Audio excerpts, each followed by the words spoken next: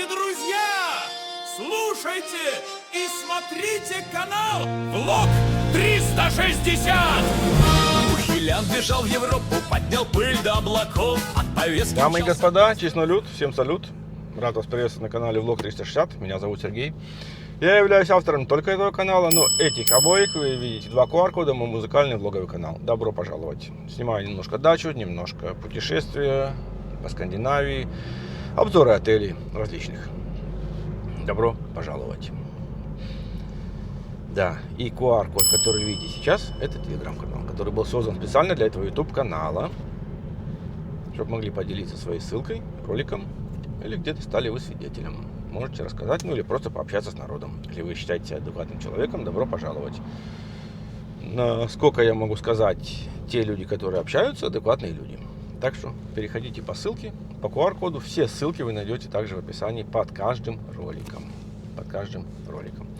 Ну, по названию превью теперь вы догадались, о чем пойдет речь. Кто остановил ультиматум Зеленского, да? Вы слышали, Зеленский дал срок до пятницы батьки, иначе он двинется. В общем, двинется. Как только. Ну ладно. Я много говорить не буду. Я поставлю вам ролик одного блогера. Я даже перебивать его не буду. Вы посмотрите. Он все по полочкам, все вам сейчас разложит и расскажет. Давайте вместе послушаем, а после ролика обсудим. Кстати, да, для тех, кто не знал, мой контент базируется на том, что я ищу различные ролики о высказываниях, о ком-либо, о чем-либо, о налогоплательщиках, о странах, в которых они проживают, о гостях, и не только гостях, в общем, о всем, что угодно. Разбираю, делаю нарезку, показываю вам, вы комментируете. Помните, были налеты, когда на Москву и Крым. Я нашел роликов, много, да, там 5-7 роликов. Радуются, они очень радуются. Я не знаю, когда этот ролик выйдет, но, как я говорил, у меня не музыкальный, не новостной канал, у меня канал просто обзорный. Вот, поэтому за новостями я не гонюсь. Много было радости с той стороны, они аж слюной брызгали от радости, хохотали в камеру, да. Но дело в том, когда-то бумеранг возвращается. Я скачал эти ролики, я держу их. Я готовлю. Будет большой ролик, очень большой будет ролик, да, про эти налеты. Я просто готовлю сейчас другие ролики, собираю. Знаете, есть время, когда раскидывают камни, а есть время, когда собирают камни, приходит. И вот я жду, когда придет время собирать камни. Но вы поняли, о чем. Так я все эти ролики пересмотрел их не с радостью. Писали комментарии с радостями, да. Все те, которые на 99,9% в основном проживают за границей. Гости, то есть, да. Не местные, не киевляне писали. Нет. Потому что они знают, что время придет собирать камни. А радовались из-за границы. Знаете, почему они радуются? Им не хочется, чтобы это все заканчивалось.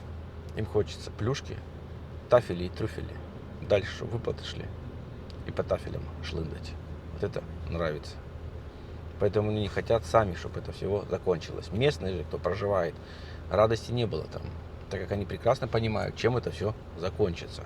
Ладно, отошел я от темы. Давайте теперь ультиматум Зеленского. Просто послушаем, я не буду перебивать. И нам парень этот все сейчас по полочкам разложит.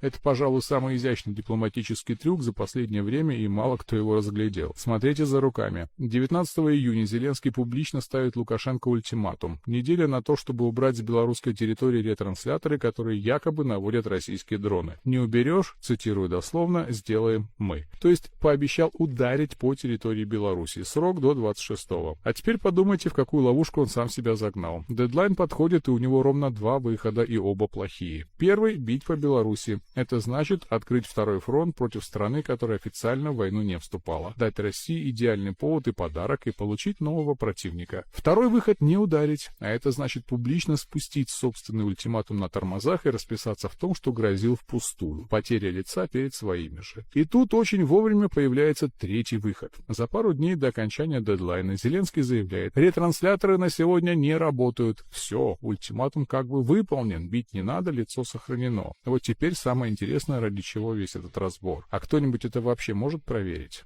Неа. Существование этих ретрансляторов подтверждала только украинская сторона. Минск не подтверждал ни что они есть, ни что их отключили. А отключение? Послушайте, что говорит сам Зеленский дословно. Демонтировали их или нет, я, честно говоря, пока не знаю. То есть автор ультиматума сам не берется утверждать, что его выполнили, но при этом объявляет, что цель достигнута. Чувствуете конструкцию? Он мог потребовать что угодно. Лукашенко мог не сделать ничего. А Зеленский в нужный момент все равно объявил бы, что добился своего. Потому что предмет ультиматума невозможно не увидеть, не пощупать, не перепроверить. Идеальная победа над тем, чего никто не может ни подтвердить, ни опровергнуть. И отсюда вопрос поинтереснее. Если Лукашенко по всем признакам ничего демонтировать и не собирался, а удар 26-го так и не последовал, то что на самом деле остановило руку Зеленского? Точно не выполненный ультиматум. Значит, кто-то или что-то сделало удар по Беларуси невыгодным или невозможным для самого Киева. И вот это куда важнее всей истории с вышками. Скажут. А может, ретрансляторы и правда были, и правда их вырубили. Чего ты ищешь второе дно? Допускаю. Версию нельзя исключать. Доказательств обратного у меня нет ровно так же, как и нет доказательств прямого. Но именно поэтому и не хочу хвататься ни за чью трактовку. Ни за ультиматум сработал, ни за Лукашенко прогнулся. Когда события невозможно проверить, единственный честный ход — смотреть, кому выгодна именно такая подача. А выгодна она ровно одному человеку. Тому, кто загнал себя в угол сроком и красиво из него вышел, не сделав ничего. Вот так и работает информационная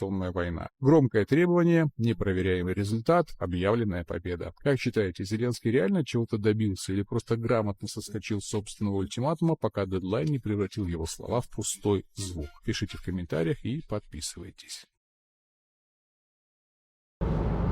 Пишите в комментариях и подписывайтесь. Как он сказал, на меня подписывайтесь. Вот, ребятки, вот такой вот вам расклад, да? Как все хитро, умно это делается. Как он сказал, информационная война, да? Я слежу за новостями со всех стран. Вещают не только с одной стороны, так как это было бы нечестно, наверное, да? Я смотрю и украинские новости, я смотрю и российские новости, я смотрю и немецкие, европейские новости. Но я вам скажу то, что земельку-то теряют, продвигается же российская армия дальше, она и продвигается, и продвигается, и продвигается. Кому это выгодно? Не, вот такие вот ультиматумы, да, фейки распускать. Делайте выводы вы. Или напишите в комментариях. Также будет очень интересно. Также можете свое мнение оставить у нас в телеграм-канале. Добро пожаловать, клин-клин. Очень добрый канальчик также. Люди общаются на различные темы. Не только политика. Я бы сказал, даже больше не политика. Так что добро пожаловать. Ну и что я тебе скажу. Спасибо, что смотрели ролик до конца. Не забываем подписаться на этот каналчик. Всем добра, удачи!